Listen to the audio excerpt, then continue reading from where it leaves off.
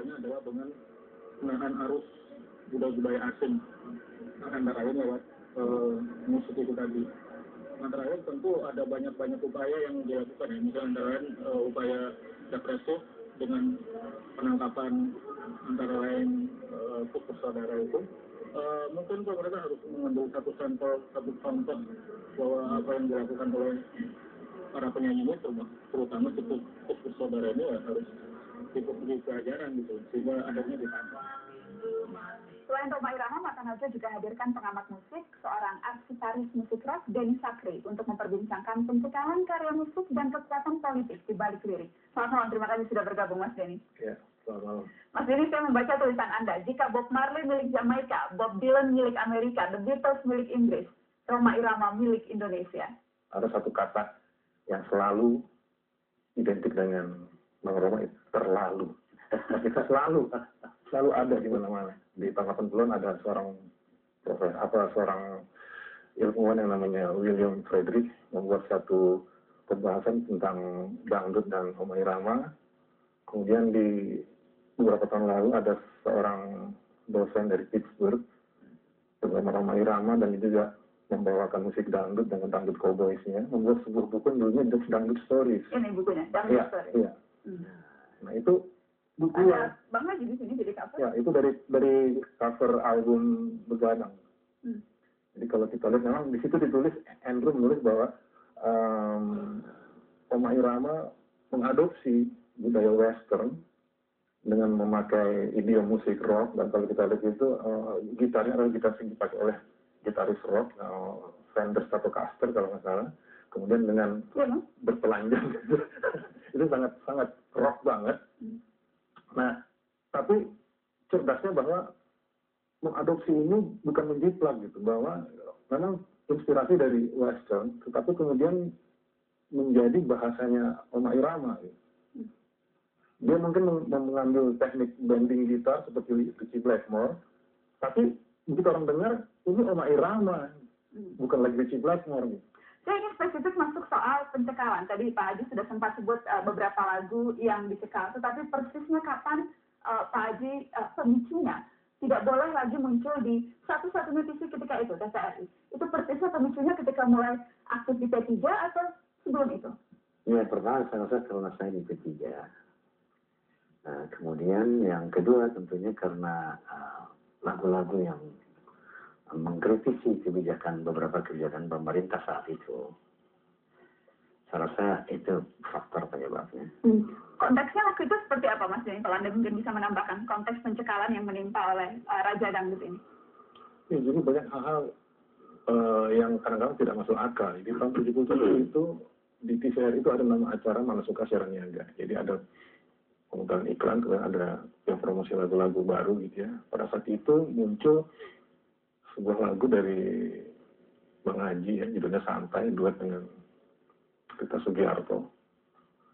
Itu ternyata tidak lolos prosedur dari TVRI. Kenapa? Ini alasannya sangat menggelikan gitu. Harus diganti suara gendang itu dengan drum. Nah, maksudnya apa? Jadi apakah dangdut itu sesuatu yang nista gitu.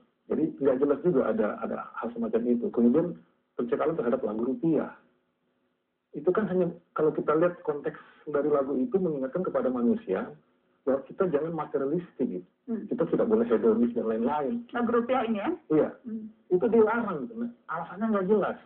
Saya lupa, saya waktu itu masih SMP, menterinya saya lupa siapa. Mas Suri kalau salah. Ya, saya nggak tahu, lupa ya. Menteri Penerangan. Menteri Penerangan. Itu dilarang. Apa konteksnya rupiah dilarang? Justru kan ini bagus untuk mengingatkan orang bahwa semua itu tidak hanya dengan rupiah, karena orang kan saudara jadi perang saudara karena rupiah apa segala macam. Liriknya hidup memang perlu rupiah, tetapi bukan segalanya. Bukan segalanya. Dari rupiah atau menghalalkan cara. Tapi kenapa dicekal? Dan ketika itu dicekalnya lagunya tidak boleh diperdengarkan sama sekali atau memang hanya dinyatakan dilarang. Lagu itu dilarang diperdengarkan. Dan sejak itu Anda tidak pernah membawakan lagu itu lagi di konser-konser? Saya selalu bawa. Tetap saja. Bahkan dulu ada kisah begini. Di satu kota di Jawa Timur, soneta ngepentas tidak dapat izin. Nah, sementara panitia sudah promo, sudah jual tiket. Nah, saya bilang kita pentas.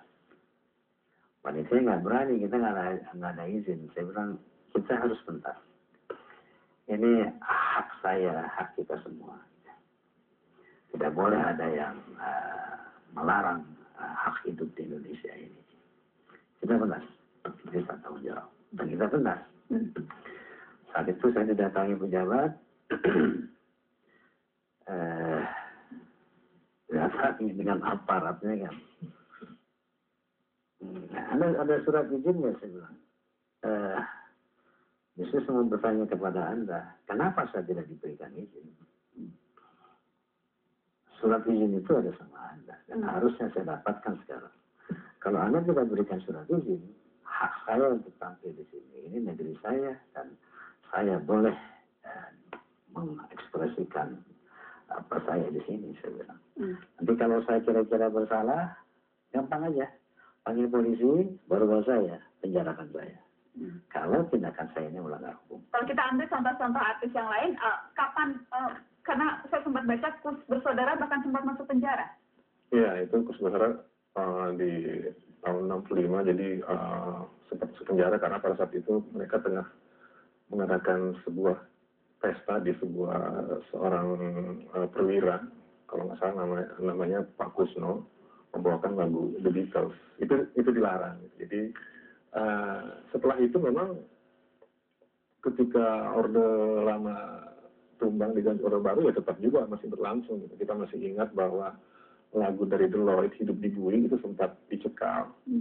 Karena liriknya itu berbunyi begini, apalagi penjara Tangerang, masuk gemuk, pulang tinggal tulang. Gitu. Akhirnya dicekal dan diberikan satu syarat, liriknya direvisi. Jadi akhirnya penciptanya Bart van Houten merevisi penjara di zaman perang. Tapi kemudian untuk lebih, ini cerita dari Barca, untuk lebih melindungi dia sendiri, akhirnya dia menuliskan di situ ciptaan NN, padahal itu ciptaan dia. Ya, hal semacam itu Tante Sun dari Bimo juga sempat dicekal di TVRI karena dianggap itu seperti menyerbu pejabat. Jadi banyak banget lagu-lagu yang dicekal, yang ya istilahnya seperti pemerintahnya seperti alergi dengan sebenarnya kan itu bagus. Jadi itu kan seperti kritik sosial. Kita kan ya pemusik ini kan selain menghibur juga mencoba meluruskan sesuatu yang mungkin sudah melenceng gitu kan. Anda setuju Bang Haji? Lagu tidak merubah dunia? Oh tidak. Lagu bisa